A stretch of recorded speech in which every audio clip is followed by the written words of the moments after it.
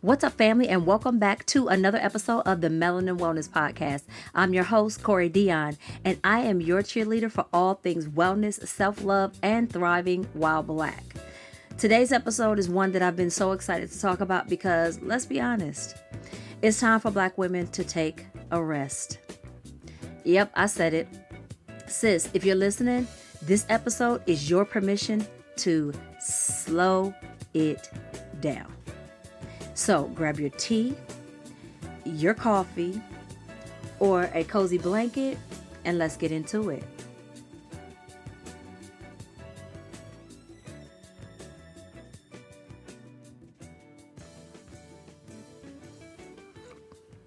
I had to take me a little sip of my coffee this morning. But before we begin, for those of you who are new to the show, we always begin every single episode with 30 seconds of gratitude. So I'll begin. Today, I am grateful for self-awareness, the ability to see when I need to make changes and acknowledge when I'm overwhelmed or tired, and then doing something about it. I'm also grateful for my deep-rooted faith because often that is the only thing that helps me power through each and every day. I'm also grateful for the breath that flows freely and effortlessly in and out of my lungs. I am grateful for healing. Although it's a constant journey, I am thankful for how far I've come on my healing journey and how much more healing I know is yet to come. Thank you, everyone who has joined the live thus far.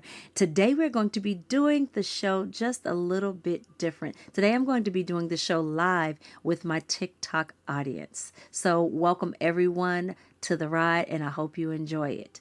Now, y'all know that might have been more than 30 seconds of gratitude, as it always is on the show, but it is what it is.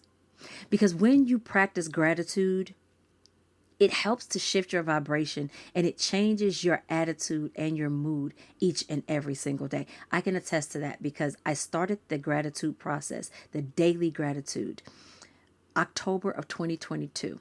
So every single morning I would wake up and before my feet hit the floor, I think of 3 things that I'm grateful for and I say them. Now, mind you, I got to move kind of quick because a lot of times I need to go to the bathroom. So when you give those 3 things that you're grateful for, it automatically creates a shift and you can feel that shift happen and it changes your mindset for the day. All right, now let's start with some real talk. So society tells Black women that we have to be everything to everybody, all the things, strong, resilient, caretakers, overachievers. Now, don't get me wrong. Our strength is absolutely unmatched. Can't nobody's strength compare to a Black woman's strength. Because I think about my grandmother and I think about how strong that woman was inside and out. I think about how strong the women, my aunties, my mother, my daughter. I think about just how strong Black women are innately. But somewhere along the way, this narrative of Black girl magic turned into this hustle overwork culture for Black women that says we can't afford to stop. Y'all feel me on that? Because I'm going to be honest with you. I've had that placed on my back more times than I care to acknowledge. It's like if you're not grinding, like what are you really doing? But here's the truth. Rest is not a weakness. It's a revolutionary act that is necessary and is essential for us to continue to move the way we need to as Black women. Now, let's unpack this strong Black woman trope, shall we? It's rooted in both survival and oppression. And historically, Black women have had to be strong just to make it through, from enslavement to systemic racism and sexism. And not only that, oftentimes many of us have traumas from our past, our childhoods, our teenage years, our adolescence, our young adulthoods that we are carrying with us on the daily. And man, that gets heavy. In addition to the fact that oftentimes we are on the front lines of activism and being the voice for the voiceless. I have a story I want to share with you guys real quick about this very thing. So back in October, I was at one of my son's boxing matches, and there was a kid who he did very well. It was his first time boxing, and he looked amazing. I could see his discipline. I could see his training. I could see that he had really put in the work. So he looked amazing for it to have been his first fight. After the entire invitational was over, his mom came to me so excited about her son, and she's saying, "Hey, I'm so excited about my son. It's so amazing to see him. This was the first time I really saw him. His dad has been training him, and he looked, hey everybody, welcome to the live. Thank you so much for joining. He looks so amazing." And I told her, he looks really good. As long as he stays with his training and as long as he remains disciplined to the craft, he could be a really good fighter. Now, the reason I know this is because I am one of my son's boxing coaches. So I know a little something. Somehow the conversation pivoted, and this woman decided to tell me how she had been asked at her age to box. I think she said she was in her 40s, 40 or so, 42, 40, something like that, right? And she began to tell me that, she could never do that, never be a boxer, because she didn't have anything in her life that had made her angry enough to want to fight. I looked at her and I smiled. And I smiled and I said to her, often women such as yourself don't. I think that goes without saying that that woman was white. And that takes me back to the point that I was making before. We are always expected to be strong, and we have a lot to fight about. And our strength, what's been ingrained in us, was and always will be our superpower. But sis, even superheroes take off their capes. We deserve softness. We deserve rest. We deserve peace. We deserve happiness. We deserve to exist without constantly explaining and proving our worth. Let that sink in for a minute. Now I got a question. Have you ever caught yourself wearing exhaustion as a badge of honor? Yeah. If your answer is yes, if you're bobbing your head yes, same. But how can we flip that script, right? What if we just flipped the script and was like, yo, you know what? I don't have to be exhausted all the time. We do not have to be exhausted. We don't have to die exhausted. One of the things, the lessons that I took from when my grandmother passed in November was that she died exhausted. And it hurt me to my soul to see her die so tired. And I have decided that I don't want to do that. What if instead of pushing through all the time, regardless of what is happening, we give ourselves permission to just pause and rest and prioritize ourselves? Now let's touch on why that rest is essential. Now here's what rest does for us. Rest isn't just a physical thing, though, because when you say I'm going to rest, people often equate that with you're going to go somewhere, you're going to go lay down. You're going to go somewhere, you're going to go to sleep. Resting is bigger than just laying down. It's bigger than just sleeping. It's mental, it's emotional, and it is spiritual. Right now, at this time in my life, I am spiritually, emotionally, and physically exhausted. And I know that there are so many out there that can relate to that. But when we rest, we heal. Our creativity flourishes because I've noticed that as I have begun to rest, as I began to take my superwoman cape off, as I began to say no more often, decline invitations more often, and say, you know what, today I cannot, I began to notice that my creativity has been flowing almost to the point to where I can't keep up. Our bodies rejuvenate during rest. Our nervous system gets the chance to not be in fight or flight mode 24/7. It gets the opportunity to just be. Rest is our self-preservation. It's preservation for mind. It's preservation for body, for soul, for spirit. And in the words of Audre Lorde, self-preservation is an act of political warfare. Y'all know what times we living in right now. And y'all know that rest is going to be essential, critical, and crucial for Black women. Resting disrupts the narrative that we must always be in production mode to be viewed as valuable. I'm going to say that one more time. Rest disrupts that narrative that we must always be in production mode to be perceived as valuable. It says that I'm enough even as I'm being still. So understand, respect, and embrace your stillness, your rest. Now, I'm sure you're probably saying, you know what, Cori, this sounds great in theory, but how can we make rest a reality when life is lifing? Because life is lifing. My life is lifing on a daily basis, just as I know your life is lifing on a daily basis. Life stay lifing. So, first, we have to prioritize it. The same way that you prioritize charging your phone every night so that it is not dead when you get up in the morning, the same way that we prioritize putting gasoline in our cars so that it can take us to and from wherever it is that we need to go. The same way that most of us prioritize our children's every beck and call.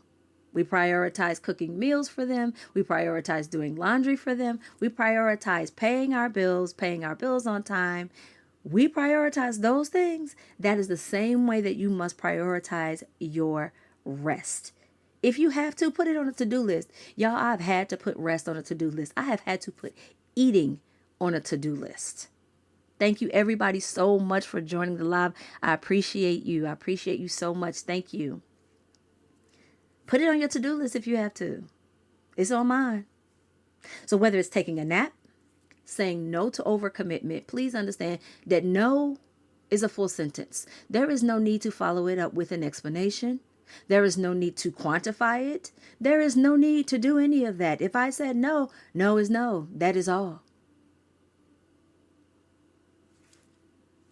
Period. Or if it's spending 10 minutes meditating or reading a book that you've been putting off for so long because you have been so busy in production mode for everybody else but you. Whatever rest looks like for you, it looks different for everybody. And that's all good. It don't have to look the same. But whatever that looks like for you, you have to prioritize that. Make that a part of your daily schedule. Second way that you can make rest a reality is ask yourself, what do you want to do for yourself that you've been putting off for far too long? It could be starting a business. It could be writing a book. It could be maybe even investing more, learning more, increasing your knowledge. Whatever that is, create an action plan with tangible steps that you can take along with the deadline that you would like to have these things completed by, right? So don't just create a random action plan, be like, all right, and just throw it out there and be like, okay, I want to invest more. Okay, well, what do you need to do so that you can invest more? Because you're not going to just take your bread and just throw it out there and just put it out there and hope that it multiplies. At least I hope not. You want to increase your knowledge in that realm so that you know that you're investing smartly, you're investing properly. If you want to start a business, what are the steps that you need to do? Each day, you need to be doing something that I refer to as money-making activities. I tell my kids this all the time. I have a house full of athletes, football players, track stars, boxers, and I tell them every single day you must be doing money-making activities. And it's not necessarily that the money is actual dollar bills, but the money is what your end result is. Whether it's to get to play ball at the next level, whether it's to win a national tournament, whether it's turning pro, whether it's breaking a state record, no matter what that end goal is, that's your money. So each day, what activities are you doing toward getting to that next goal that you want to achieve? Now is the time to not only rest, but to also improve yourself in any area that you may feel like that you have allowed to slide by the wayside. Because again, be real, when we get in here and we start getting into production mode and we start, oh, I got to do this, I got to get that done, I got to get the third thing done, you oftentimes allow you, your dreams, your goals, your hopes, your self-care to slide by the wayside. I can think back to when I was a kid. And do you remember like all the things that you wanted to do when you were a kid? Like all the hobbies you had as a kid, whether it was puzzles or coloring books or playing with dolls or collecting Legos or whatever it was, and all the dreams that you had for yourself as a child, the things that you wanted to do that you just did for fun. Oftentimes we let that go right by the wayside because we get so caught up in constantly hustling that we lose ourselves in the process. And sis, we have lost ourselves and been losing ourselves for a very long time. And it's time to find ourselves again. The third thing that you can do to make rest a reality in your life is to surround yourself with community. Surround yourself with people who encourage rest and personal development. You can't grow if you are surrounded by people who don't feel like it's necessary, who want to say you being lazy if you're taking a rest, who want to say, oh, we're not worried about no healing, we're not worrying about no personal development, don't nobody got time for that, don't nobody got time to think about that, that's too much, that's going over my head, I don't understand that. Then you need to surround yourself with folks who do, or who at least want to try. Because otherwise your rest will be for naught. Because you will spend that time where you're supposed to be resting arguing with somebody who is not on the same journey as you.